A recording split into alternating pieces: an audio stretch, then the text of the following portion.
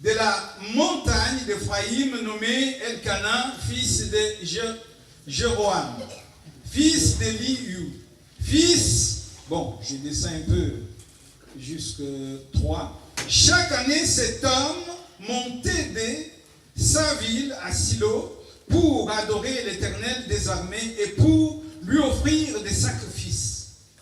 Là se trouvaient les deux fils d'Élie, Ophni et Phini, sacrificateurs d'Élie. Le jour où Elkana offrait son sacrifice, il donnait des portions à Pénina, sa femme, à tous les fils et toutes les filles qu'il avait d'elle. Mais il donnait à Anne une portion double car il aimait Anne, que l'Éternel avait rendue stérile. Sa rivale lui prodiguait des mortifications pour la porter à s'irriter de ce que l'Éternel l'avait rendu stérile. Et toutes les années, il en était ainsi.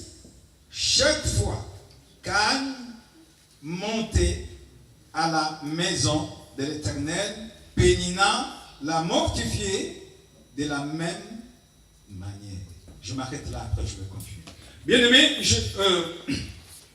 vous savez, dans cette marche vers l'exploit, ce qui est très important, bien-aimés, c'est d'abord de reconnaître, dire merci, dire Seigneur merci, quel qu'en soit ce qui s'est passé, parce que la parole de Dieu nous dit que tout concourt au bien de ceux qui aiment Dieu. Et cela, bien-aimés, ça reflète que nous avons la foi. Parce que quelqu'un qui a la foi, bien-aimé, quel qu'en soit ce qui peut arriver, il sait que Dieu a dit et cela s'accomplira.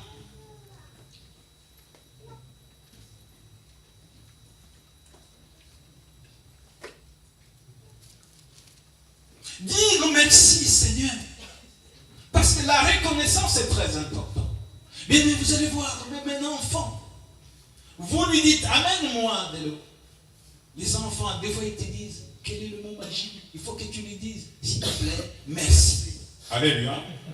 Dieu attend aussi quelque chose de comme ça. Mais nous sommes ceux, des fois, bien-aimés, on ne reconnaît pas Dieu. Nous tombons dans des cris, nous tombons dans la lamentation, bien-aimés. Et je vous dis la vérité, cela reflète tout simplement la pitié de soi. Alléluia. Bien-aimés, ne jamais pleurer parce que le diable est en train d'attaquer.